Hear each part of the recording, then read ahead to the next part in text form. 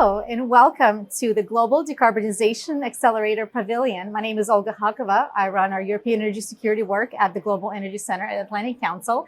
Today with me, we have Ahmed El-Hoshy, who is the CEO of OCI Global and Fertiglobe. Thank you so much for joining us today. Could you give us a quick overview of OCI Global and what kind of products you're working on? How are your solutions contributing to the decarbonization discussion? Sure. No, thanks for having me, Olga. So OCI Global is a Dutch-listed chemicals, fertilizer, and kind of hydrogen-based company. What we do is we simply have 9 production plants globally.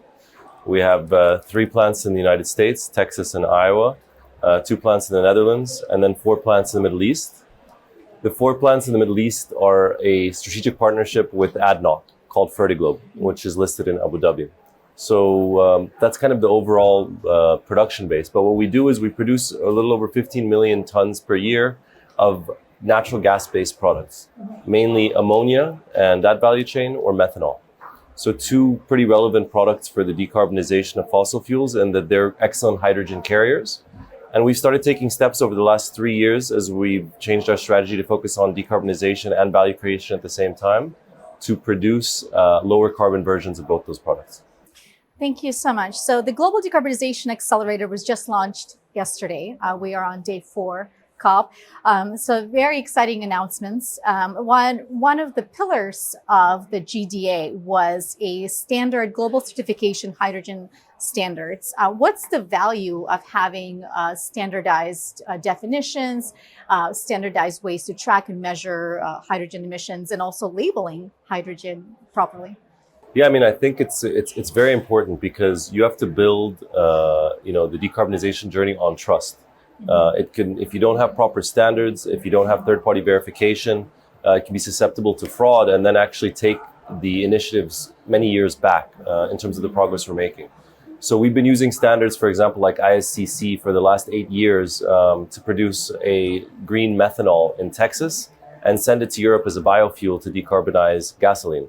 That standard is important to give the trust to our customers, big blenders, for example, in the UK and in Europe, to use that to materially reduce carbon emissions by 70+%. If we don't have those types of standards with steps like these that we're taking today, then we're going to really struggle to have the energy transition occur. Thank you so much.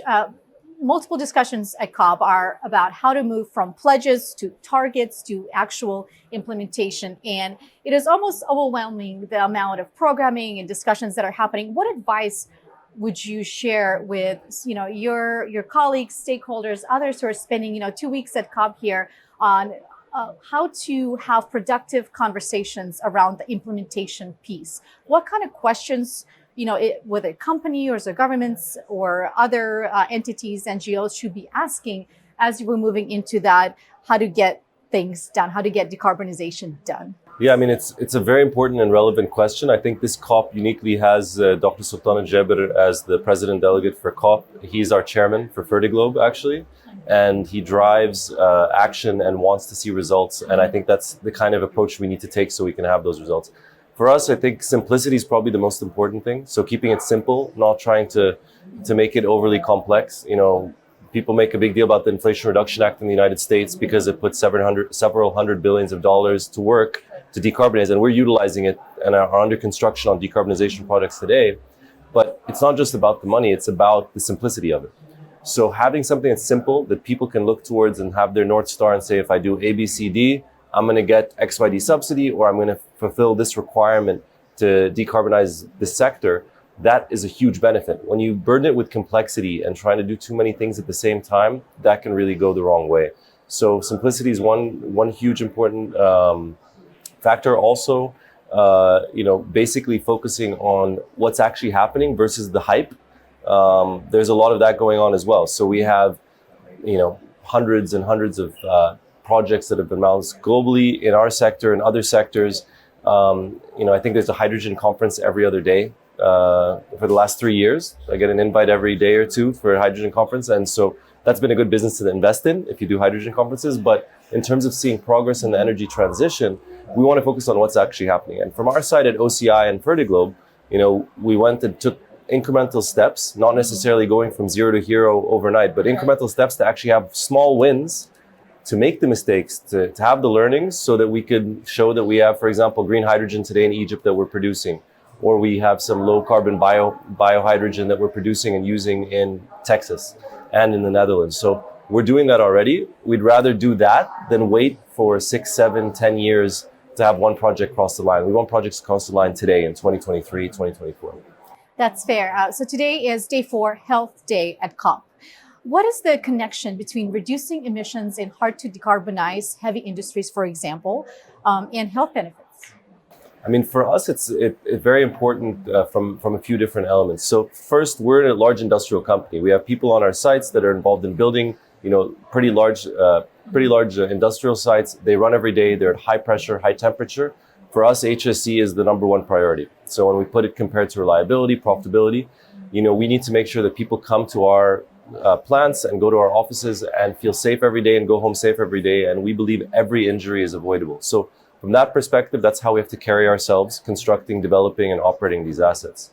From an HSE perspective, though, from global health, obviously the risk of climate change long-term is a huge one, which we're focused on by reducing GHG emissions. But also, I think a bit, if you look not just on a global basis, but on a local basis, the plants that we've been building in the Middle East and in the United States are some of the newest in the world that have reduced local emissions. So people don't differentiate between sometimes CO2, which is, affecting the whole world. If you emit in China, that's going to affect the whole world.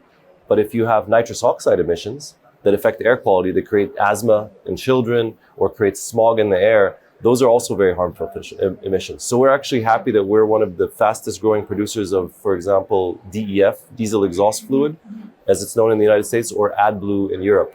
That's a wonder product that basically gets sprayed into diesel emissions and reduces NOx emissions and particulate emissions by over 99%. So these are important products that can be used to reduce the type of emissions that affect the local air quality. And what we're trying to do is make them in a lower carbon way so that we support, the global decarbonization so we don't hurt global warming in the future. Thank you so much. Very important distinction between localized emissions versus global. Final question. What kind of questions or topics or challenges do you feel like are not being addressed enough or getting enough attention at COP from what you've seen so far? Yeah, I mean, I think what we try to leverage is coalitions we're part of. So we're part of the Hydrogen Council, International Fertilizer Association, the Methanol Institute, several of these entities to try to unify our voice and try to tackle these challenges. Certification is one big one, getting governments to align. There's no global price for carbon. That's a huge issue. You have the ETS program in Europe, which is only in Europe.